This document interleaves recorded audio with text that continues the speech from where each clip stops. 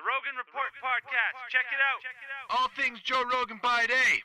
Rogan Report Podcast by night. All day. All night.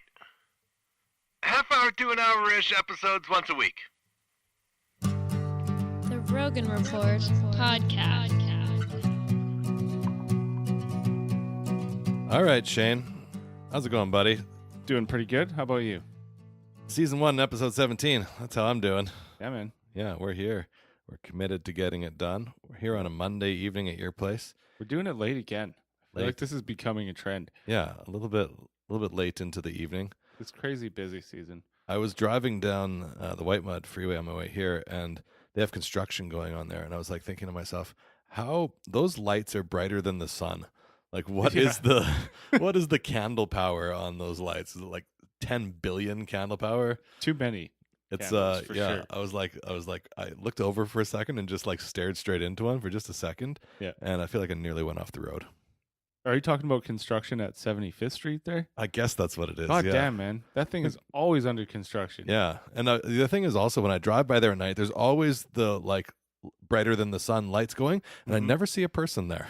No. Like I'm always looking one's into ever the doing trend, like, anything. who's doing something? Why do you have all these lights on? These got to be eating, like they don't seem to be LED. I think they're eating up a lot of power.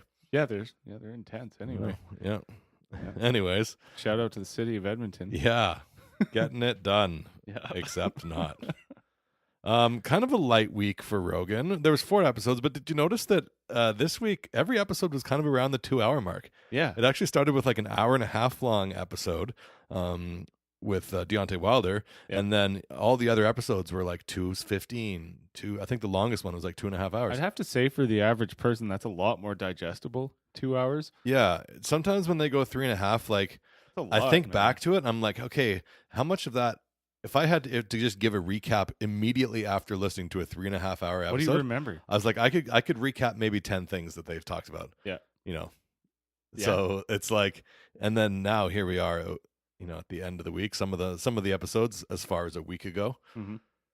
I often revisit before we record because just to get a few key points. That's smart. You know what we need? We need someone else to do a recap that we can quickly watch before we do our recap. And we need a young Jamie. Yeah. We need Alpha Brain. Maybe that would be the key to it. Yeah, that would help. Absolutely. Sponsor us, Alpha Brain. We want to be good. Maybe we'll creak open our wallets next year and just get some. Maybe. I don't know. Once you know what I heard? That Facebook has this statistic thing that when you like, so we have a page, we have a Facebook page, fans, you can go there, you can like us, you can interact with us on Facebook. Yep. And once you go and you sponsor a post and you pay for something, you get labeled as a page that will pay for things. So I heard that when you're not paying for things, they like barely show your stuff to anyone. Like your page will pop up like once a month in one person's feed. Right. But when you pay for it, then it'll pop up in all your friends' feeds and all the people who like you and all the related things. But if you're not, then once you're labeled as someone who pays for it, they're like, okay, you're going to pay for it. You will pay for it. You proved you would pay for it. Yeah. Yeah. Yeah. So whereas pages that have never paid for it, they will pop up more because they're not known to be pages that will pay for the promoting. Yeah. It's just a basic page. Isn't that crazy? That is crazy. It doesn't seem like it should be legal. Yeah. But yeah, not fair. MMA show 51 started the week off with 2 MMA shows. Deontay Wilder, of course, coming off that big fight that we've talked about in like the last 2 episodes. Yeah. But now finally this one got Deontay on and 40-0 with 39 knockouts. Yeah. Scary ass motherfucker. Well, like they were saying, he's a fucking real life bad guy in a boxing movie. Yeah, totally. He's hardcore. He's Clubber Lang. How the hell does he hit so hard and be so light? He's little, man. He's 200. Like he was 15, right? He was even less than that in that fight. He was 209. Right, he weighed in at 215, and then he got lighter. He lost by the weight. time. He didn't bulk up. That is so crazy. He Fury had almost 40 pounds on him. Yeah, which is crazy. Yeah, and you know, one thing I remember Joe saying, and I've repeated this to people when we talk about fighting, they don't have weight classes because the little guys are too fast for the big guys. You know, they have weight classes because the 170-pound guy will fuck up the 155er. Yeah, typically, you know. Yeah, for the typically most part. that's the way it goes. So to see a guy hit harder than a 300-pound guy and be as light and obviously there's big benefits of being light as well with regards to your cardiovascular system and how fast you can move and how hard you fall. Yeah. Well, but man, he puts down them big guys. That's true. That's very true. Do you watch any of his other fights, or like any highlight reel or anything? Well, I like happened that? to be watching Joe Rogan as they were describing some of his other knockdowns. Ah, so you saw some of that. So what they were talking about there, that was one big dude with the dreads. I don't know if you saw that knockdown. But yeah, that's fuck, familiar. Man. He just bopped him. He had his hands down. The dude came out, bop, fucking sat him down. Like, yeah, knockout. Like, it was crazy, man. That is crazy. Deontay is something else. I didn't know much about him before this fight, and now I'm interested. Yeah. I'm a lot more interested in boxing in general, and I'd have to thank Conor McGregor and Floyd Mayweather for that one. I wasn't really watching boxing before that. Yeah, it had sort of lost. I mean, the heyday, with lispy motherfucker Mike Tyson. Yeah. Obviously, it was giant then in the heavyweight. That was probably the peaks of the heavyweight division. Sure. Yeah. But then it kind of got a little quieter. I think because the last one that I was excited for was Floyd Mayweather and the Mexican Manny Pacquiao. Not Filipino. not Mexican. Slight racism. If you're marking your Rogan Report bingo cards, that was mild racism. Hashtag no racism. Hashtag intent matters. But yeah, so Manny Pacquiao, I was excited for that one. Everyone, there was some hype around it. We're like, all right, we're gonna go watch this good boxing fight, and then it was a snore fest for just a snoozer. 12 rounds of playing. Well, he had a broken arm, for cuddling each other. Apparently. Yeah, I'm not saying I blame them. I'm just saying, it was kind of anticlimactic. My friend rented it at his house, and there was probably 12 of us there, and we're so in there excited to see some really good boxing. And whether it was, we wanted to see something exciting. We didn't want to see really good boxing. Yeah. We wanted to see some slobber knockers. Yeah, we wanted to see some knockdowns, some adversity. We wanted to see people coming back from that, and it just didn't seem. Well, and that's typically what you got from Floyd, right? Was a technical class. And but I hardly watched any of his fights before that. I was just here's this guy that's one of the best in the world and is amazing, and he's getting, Pacquiao seems to be confident. So they say that fight happened about 5 years too late as well. It should have happened way before. You think that because then Pacquiao would have knocked him out? Yeah, maybe. He seemed to be making a comeback right now too. Pacquiao. So maybe it was 5 years too early. Maybe. Okay. I'm sure we'll see Floyd in there again. Yeah. He seems to burn through that money pretty good, apparently. Yeah, totally. I'm sure he'll be fighting like some other non-relevant, like a skateboarder or something like that. Oh, yeah. Whoever wants it, he'll give it. Him and Tony Hawk are going to throw down. That'd be great. Yeah. They have to both be on skateboards in the ring the whole time. I feel like I've seen Tony Hawk get hurt so many times that'd actually be kind of fun to watch. Playing that game. Yeah, totally. Yeah. All right. Well, MMA Show 51, Deontay Wilder. Then MMA Show 52, Michael Bisping. Yeah. Yeah, love Michael Bisping. Me too. He's hilarious. Yeah, he's he says what he thinks. He doesn't really worry too much about if it's going to get him in trouble or not. Yeah. I like that about him. I like that about him on when I'm watching UFC and I hear him talking about it. I don't feel like he's like censoring himself. I feel like he's saying the things that he means, and good or bad, that comes out. And I don't think people hold it against him too much. Obviously, some people get offended. But his press conference with GSP there was hilarious, man. He was fucking hammered at that thing. I actually watched that thing when it was happening. Yeah. And GSP was, I don't know, what are you drunk? He's like, yeah, I'm fucking drunk. We're not fighting for like a year. Yeah. I'm in Vegas, bitch. Yeah. Yeah. That is the right response. But he did the fucking accent pretty good too, which I can't even do that. I can't even do a Canadian accent. I was listening. Okay, sidebar. I was listening to our good friend Andrew Scott, who we're going to be doing a swap cast with coming up right away here, which I'm excited about. Yeah, that'll be fun. I was listening to his It's a Conspiracy show, and he was trying to do an Australian accent. Oh, yeah. It was like, oh my God. And at first, Andrew, let me give you some constructive criticism, maybe. They had a segment where they were going back and forth. Who could answer a question correctly? One of them would have to eat a spoonful of poppy seeds. And I was like, okay, like sure, give it a shot. And they're talking with their mouths full. I'm like, okay, this probably isn't the best, you know, professionalism for podcasting. I Yeah. can't hear exactly what you're saying. I feel like I'm missing things. But then when they had to take when Andrew lost the second question, spoilers, and had to take the second spoonful of poppy seeds, I burst out laughing in my car like a school child. That's awesome. Yeah. Yeah. So then I was like, okay, I take everything back that I was just thinking about. Yeah. It was funny to eat the spoonfuls of poppy seeds. Sometimes it's awesome when it isn't professional. Yeah. Like if no, you've absolutely. ever listened to any of Joey Diaz's podcasts, there's a lot of that. Yeah. Things get out of control completely. Yeah. I guess I'm so fascinated by the subject matter that I'm like, I want to make sure I'm getting all the information, even though I know I'm going to forget it like an hour later after I'm listening to the next podcast. Yeah. When I'm fascinated by something, I don't want to be interrupted. Like my girlfriend's constantly talking to me like I'm watching one of my favorite TV shows, and she's like, me. And I'm like, you know that I'm here. You know that I like watching TV shows and paying attention to them, but yet you're talking to me and like shoving the phone in my face to show me a cat picture or whatever the fuck. I'm like, what are you doing to me here, woman? Yeah. God. Yeah. What are you gonna do? Just love her as much as I can. That's the thing. Yeah. So that was Michael Bisping. Anything that you wanted to talk about from that episode? I mean, standout. Well, he talked about how he barely passed any of like the doctor exams for like years. Yeah, yeah. His He eye shouldn't was have basically ever fought. fucking ruined. Essentially. Yeah. Yeah. That's not good. And I saw him on the commentary for the last fights that just happened this weekend, and I thought, man, they fixed his eye up good, but I guess it's a prosthetic. He was saying, it's not real. It's not actually fixed. It's like, holy fuck, they fixed it perfect. looks a lot better. Yeah.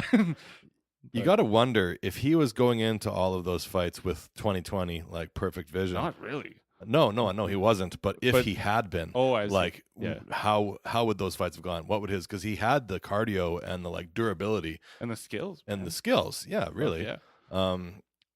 But that's such a big factor. Yeah. I mean, what a warrior. Yeah. Like he fought half blind. His depth perception was basically garbage, right? Yeah. Like That seems like such a giant factor. I can't even imagine. basically like a journeyman of MMA. It's nice to see a guy like him get the belt, and especially the way like the surprised shot at it. Like he said, they announced it before he even. Yeah, he had to fucking run. signed That was it a or good anything. story of him finding out from people texting him and his phone blowing up, and then being like, it's "Oh on the fuck, news, bro." I've been eating pizza. I gotta run." Yeah, he goes and exactly. like runs home or runs to his meeting or something like that, so that he can start getting in shape like immediately after seeing it. Yeah. Yeah. And what's funny is he said that that's actually the fight where he did the best, and every other fight in his career, like as a rule, he's overtrained himself. Mm-hmm. Whereas that one, he was barely ready, and he came out looking sharp, and put a cocky rock hold right on his ass. Yeah. Overtraining. Yeah, no, glorious, man. It's something that I'm definitely happy for him for, and happy for me that I got to witness it, and Absolutely. happy for the world that we all got to behold that spectacle. Yeah. I was kind of a budding UFC fan at that time too, so I mean, that was pretty tremendous. Yeah. Yeah. 12-13, Dr. Andrew Weil? Did Whale? I don't even remember how he said it. Weil seems like the funnest way to say He it. didn't, he wasn't calling him Dr. Weil the whole show. He was calling him Andrew. Yeah, which makes sense when you're talking one-on-one to a person. It would have been funny if he had stopped Dr. Andrew Weil. the whole fucking Those thing. people that they have to have you say doctor before they're Yeah. That shit's hilarious. Mr. Weil. Dr. Weil. So Andrew Weil is a physician. He's an author. He's a spokesperson, broadly described guru, quote unquote, of the alternative medical brands, holistic health and integrative medicine. Yep. And super big fan of matcha tea. Yep. Has the website matcha.com. Yeah. And he sources the most affordable, best matcha that can be found. You think it was available when he went to get it, or do you think he bought it from somebody? I think he bought it from someone. Yeah, he seems like you'd have to, right? That's not one that just seems sits a little too easy. Sits open. There's no low-hanging fruit like that left in there. I had, it's funny because when I heard him start talking about matcha, we have this Haagen-Dazs matcha ice cream. Yeah. And I was like, oh, maybe I'll go have a little bigger sample of that. Because when I first had it, I was like, this tastes like there's like grass in it. And I don't want my ice cream to taste like there's grass in it. Yeah, no. And so I was like, I don't like this, and I just put it back. And my girlfriend's like, oh, I like matcha. Oh, delicious. It's like the lattes. And I haven't tried any matcha. Yeah, well, it tastes like grass, I think. Yeah, it looks like grass. It's green. But so then initially I didn't like it, and then I heard them talking about it being like healthy for you, and I was like, all right, I'll give it a second shot. Bring on the healthy Haagen-Dazs ice cream. Yeah. And you know, at the second time, I actually did like it a lot more. Yeah. Like, okay, this actually, there is kind of, it's a unique sort of a flavor, especially a unique flavor for something like ice cream. Yeah. I can imagine it being in tea a lot more. Yeah. But so does it have all like the caffeine and all the stuff that's actually in matcha in the ice cream? I assume. I didn't read any of the ingredients. But I doubt it's the same as, like, he was pretty like pessimistic about the level of matcha out there in the world. He's saying like his matcha is good matcha, but 99% of matcha, if you buy a matcha tea at Tim Hortons, it's going to be shit and terrible quality and not containing the, healthy benefits that you want. Well, I can't help it, but I'm a little cynical since he sells matcha. Yeah, it seems like he's slightly biased. Yeah, I mean, but he also seems like a super smart guy. Like he's talked about LSD cures everything, right? Like, and he psilocybin, and it seems like just basically having profound experiences is what I'm taking away from that. Sure, and like your brain is way more in control of what happens to you physically than like your body is in control of what happens to you physically. Right. The crazy thing. So here's the story. I'll recap it quickly. Spoilers. He is like a white guy, a pasty white guy that was getting sunburns. If he'd go out in the sun, he would be out there for too long and he would get a sunburn. 20 minutes or something. And then he took LSD and had some sort of revelation about sunburns, and then all of a sudden now he can get tanned and he doesn't get sunburns anymore. Well, he sat out for an hour in the sun, he said. Yeah, and instead of burning where he would normally burn red and flake off and have however many degrees of burns that is, he instead got tanned and didn't burn. Yeah. Because of his mind.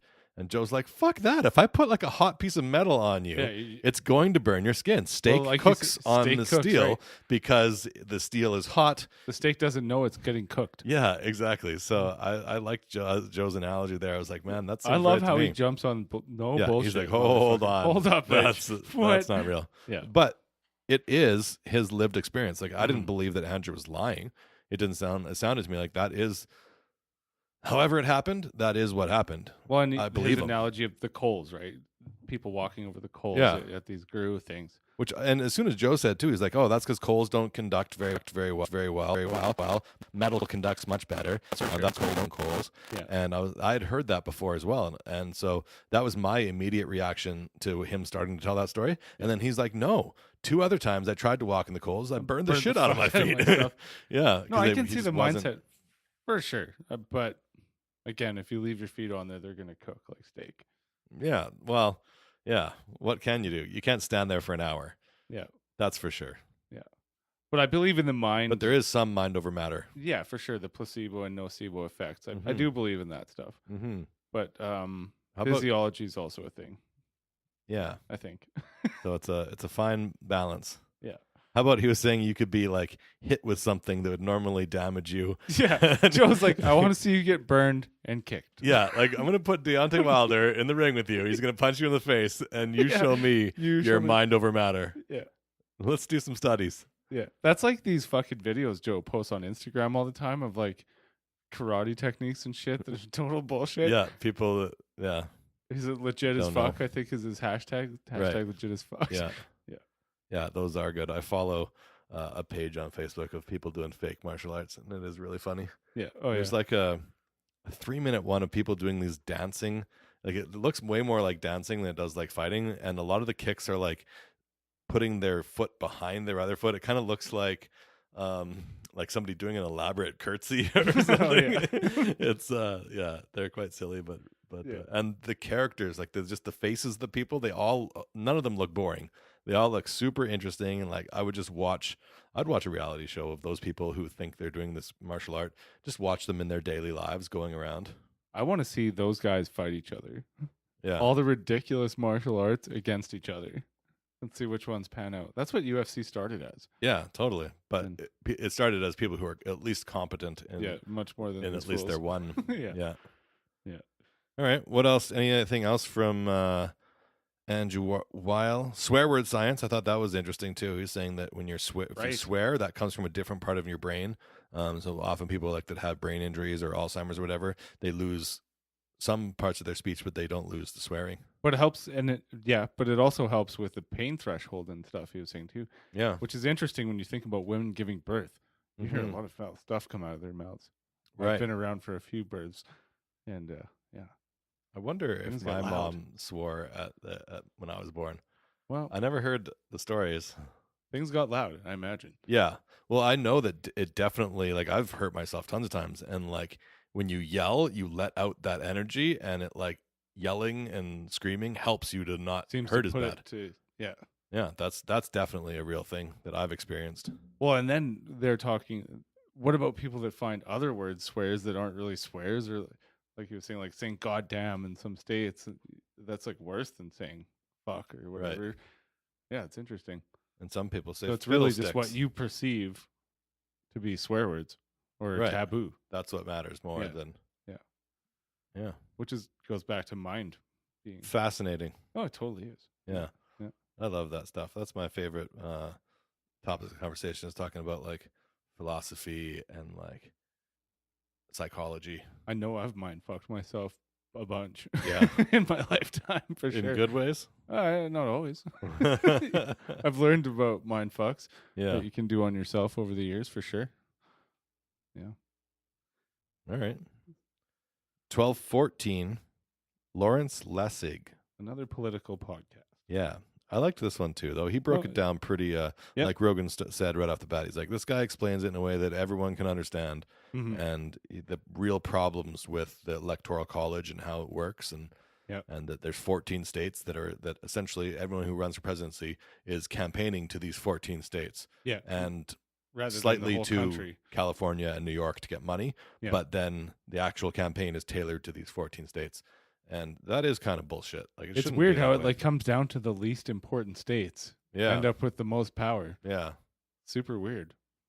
Yeah, I mean maybe not least important, like not least important. Florida is, but I don't know. Geographically, at least, it's kind of important. It's coming from my very little understanding of American politics. But yeah. Okay. So Lawrence, he is an academic, attorney, political activist. He is the Ray L. Furman Professor of Law at Harvard Law School and the former director of the Emmond J. Safra Center for Ethics at Harvard University. So, pretty credentialed. Yeah, those are some titles. That Harvard is a fairly well-known establishment, yeah. Although apparently super racist now against Asian people. Yeah, so that makes me like it less for sure. Yeah, we'll see how that pans out. Maybe they'll start letting them in more. I don't know. Well, there's a spotlight on them now for that. So yeah, they're going to have to change or die. Yeah. He basically breaks down the political system. Do you think that Canada has the same problems with like lobbyism and corporate influence? I think to an extent, but it's different here for sure. Right? It doesn't seem like there's nearly as much corporate influence, although of course there's oil companies that are trying to affect the politicians, especially in Alberta. Yeah. But yeah, I wonder how much of it is like, there isn't lobbying groups. That's not nearly. It's very different from the States. It seems like it's much more the people that the politicians here are speaking to the people. They're accountable to the people. It's less, it's less corporate. Yeah, for sure. But everyone has to, like, all the prime ministers of Canada have to kind of pay a little bit more attention to the Ontario and Quebec provinces because those are bigger. That's where the population centers are. That's why, Albertans sometimes cry and get a little bit like shitty about it because they feel like we're not represented. Well, separatist talk has come up a lot lately. I know, and that's ridiculous. I saw the poll, and it said like 90% of people, of course, think that that's stupid. 90% of, not only 90% of people, 90% of people in this far right demographic that they were polling. Yeah, because they were polling like, okay, all people who have clicked live free or die or something like that. Yeah. They were polling a far right group, and 90% of them said no. Of course, we want to stay a part of We're Canada. fucking Canadians. Yeah, yeah, exactly. We're not. Yeah, I don't know. That's weird. I just traveled across the country this summer here, and man, the whole country's great. Yeah, You know, it is. Ontario's beautiful. Yeah, Quebec's amazing. of course. Like, all these places are incredible, yeah, and I like unity, and so is Alberta. of course. Yeah, Rocky Mountains. You kidding me? BC is beautiful. Fucking BC is Saskatchewan, gorgeous. well, whatever. But Saskatchewan is amazing. You just got to go to the right spots. The problem with Saskatchewan that everyone has is people drive through Saskatchewan and they get the impression of Saskatchewan based on the highway that goes through it. that's absolutely fair. There are like parts. I'll granted that looking at the plains of wheat, the flat wheat. Well, there yellow, is the water yellow world fields. section. You know what I'm talking about? It's like past Saskatoon before Manitoba somewhere. There's like a stretch of like 50, not maybe 50, maybe less kilometers, but it's all flooded. It's all fucking water on both sides of the road as far as you can see. Yeah, It's trippy. yeah, and it's like it seems like that road is just going to get swallowed up. Yeah, Like, it's trippy. yeah, You expect to get different in Manitoba, but really it doesn't. Right Mhm. at the end of Manitoba, before Ontario, then it gets mountainous. But Manitoba's basically Saskatchewan as well, right. for the most part. Yeah, What I saw. and again, on the drive through, Yeah. What I Manitoba saw. is basically the drive through Saskatchewan. But in reality, there's a whole northern section that's just yeah. wilderness And and southern. beautiful and southern. Of Like course, yeah. Cypress Hills in Saskatchewan, it might as well be in the mountains in Saskatchewan Yeah. without the actual mountains. No, But, I like, actually the traveled- trees there and everything. It feels like a mountain community. No, there's great places everywhere. Of course. Let's be fair. Like I barely saw Ontario or anywhere, but the road happens through some pretty amazing spots. in Maybe Ontario. that's what we should do with the podcast is just go see places. That'd be fun. Talk about what we think Rogan would say if he was in those places. Well, yeah. He's been in a lot of them. We got to keep it somewhat Rogan related, but I dare say Rogan's seen more of Alberta when it comes to hunting than I have. yeah, He does come here for it. that's true. So You've seen more of the backcountry Yeah. probably than you have. yeah, I feel like I've seen more of Alberta just as a whole. yeah. I mean, I've traveled to all the towns. I've delivered everywhere in Alberta, but Yeah. and lots of places in BC and Saskatchewan as well. And I feel like I've driven just about every road in the mountains of Alberta. Yeah. And been to all You've the been to all the parks. ski places. Yeah, I've been to all the ski places. and the mountain biking Yep. Yeah. Good times. for sure. So, what else about old Larry? Old Larry Less. Well, I mean, you talked about how it needs to change basically before anything else can really change. We need The way reform the elections on the system. happen. Yeah. Yeah. Like fighting for climate change. Basically, everything comes down to who's in charge. And until we change the way that happens, nothing else will really change. That's true. Kind of agree. Yeah, I thought his analogy of the Lesters, it's like as if there's a group of people named Lester that are all in charge, and it is actually analogous. There's as many Lesters living in the States as there are people who have actual control over the money that goes to the campaigns. Really? So yeah, that's I thought that was pretty crazy. Yeah. Something like 150,000 people named Lester out of the, what is it, 35 million, I missed that part. 350 million. Yeah, I think it's 350 million. Yeah. Yeah, he was talking about the Lesters. That's why, and then it came up a few other times as well. Huh.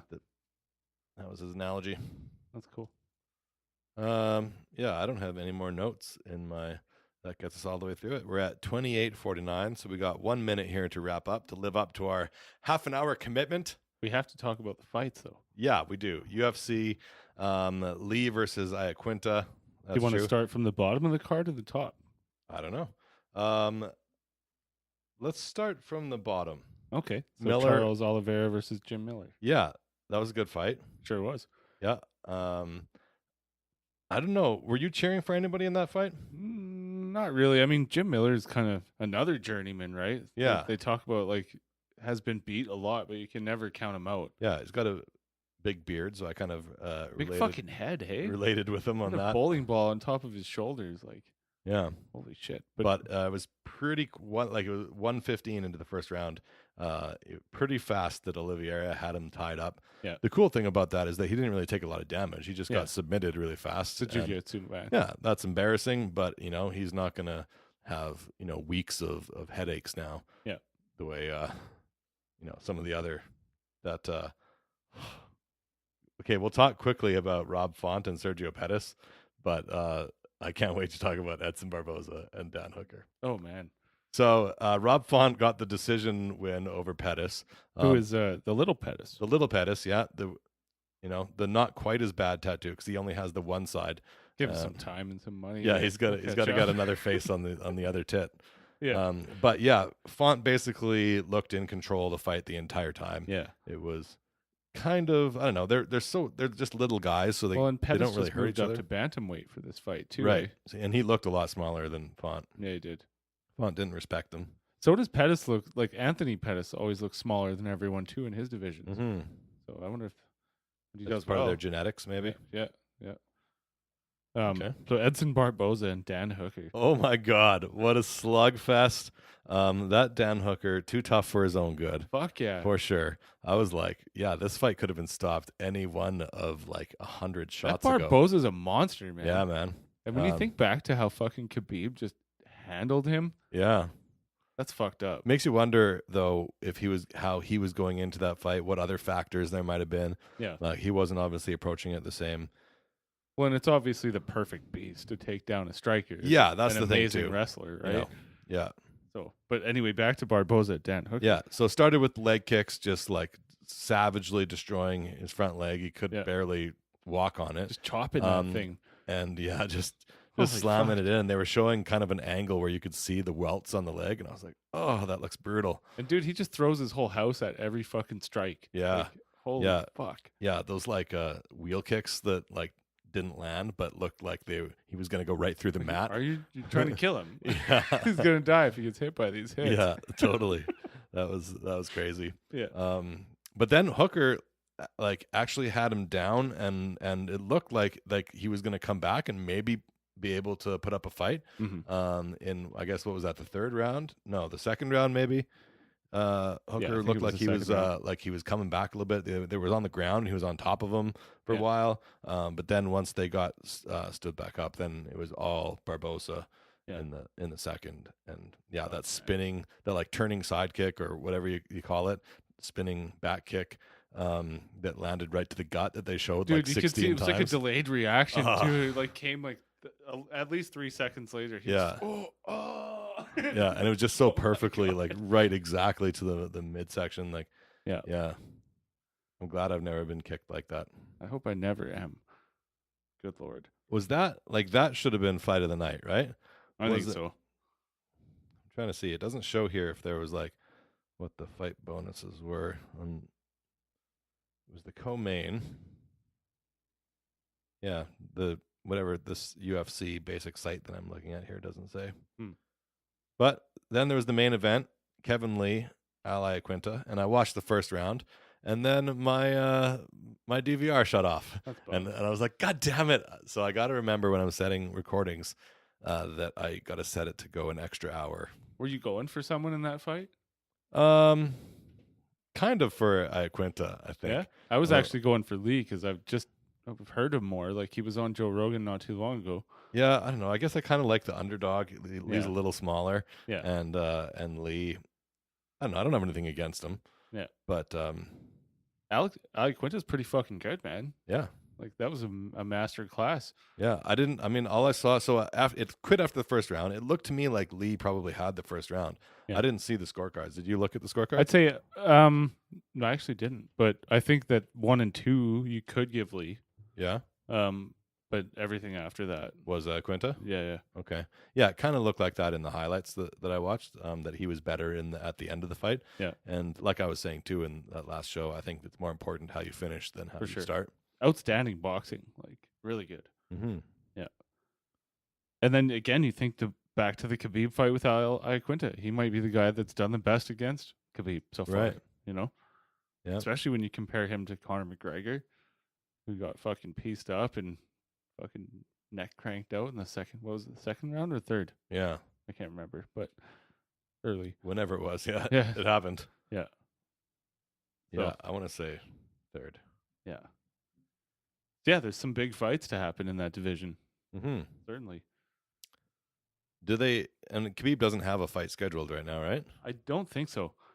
I want to see him fight Ferguson. Yeah, that's got to be the next one. To me, that's still Ferguson's belt Yeah, until I see Khabib beat Ferguson. I agree. And I think if Conor wants another shot, he's going to have to beat someone else.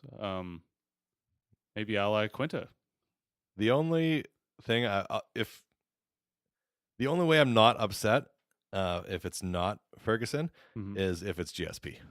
If That'd be neat. yeah, if For sure. GSP can come back and beat Khabib and get the triple belt, What's he going to look like at 155? I though? don't know. He looks like a fucking skeleton. Yeah, it seems like it would be tough, but he's not tall, so it would just the problem I think would be that he'd have to like really go about losing the weight like correctly, not just try to be a 185er that shrinks down to 155. He'd Yeah. have to like actually like take the weight off, but like try to maintain his power. I don't know.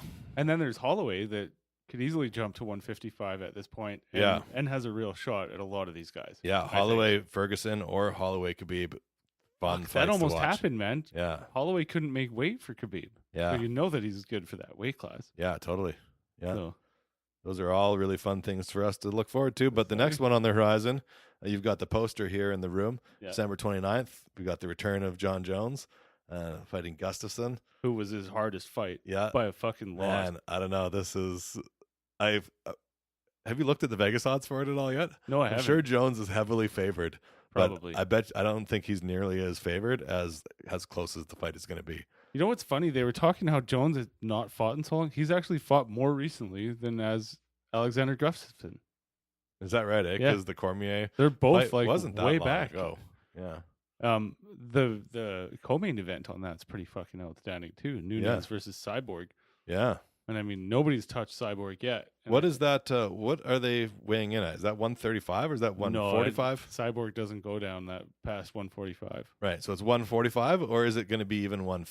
Because they were saying maybe even like 150 or 155. No, I think but it's there's for just the nobody double else. belt for Nunes to win Okay. it. Yeah.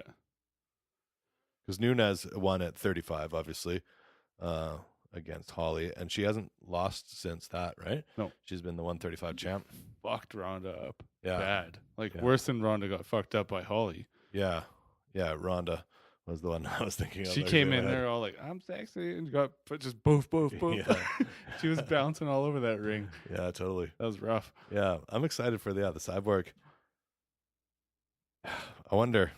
I mean, maybe that's the girl to do it. I hope Nunes so. is scary with those punches. Yeah, man. But for sure. Cyborg's She's way smaller. scarier. Yeah, exactly. Way scary. Yeah. Oh, you just got to wonder what the strategy is going to be going in there. If it's going to be to try and like box, or if it's going to be try to clinch. And like, I mean, obviously, you can't imagine that Nunes has the same power, but she does have enough power to hurt a bit. For sure. For sure. She can catch her. Yeah. Cyborg's an amazing jujitsu fucking Yeah. practitioner as well. Yeah. I think So they it's not. both are. Yeah. Going to the ground might not be Nunes's best. Like her best strategy might be to try to strike and just avoid getting hit Yeah. and land because, counter punches or whatever. I think we're guaranteed to see a knockout on that one. Probably. Yeah. And pretty early. What's the rest of the card? Any I'm not other sure. I actually haven't looked it up. any other beauties? I'm assuming they must be stacking this card. Yeah. Well, let's look it up right now, and I'll tell you the other rest of the cards. So, John Jones, Gustafsson, Cyborg, Nunes, Carlos Condit, and Michael Chiesa. Oh, we haven't seen Condit in a long time. Carlos Condit. And that's Chiesa's first fight back since getting glass in the eye, courtesy of Right. Conor. Yeah. And then Ayer Latifi and Corey Anderson, light heavyweight. I That's a like good that. fight, Yeah, yeah. I like that one. Yeah. And then featherweight, Chad Mendez and Alexander Volkanovski. That's also Mendez's return since being popped for PEDs. Yeah. So that a pretty good card all the way through the main card. I don't see. Like the return of the cheaters on this card.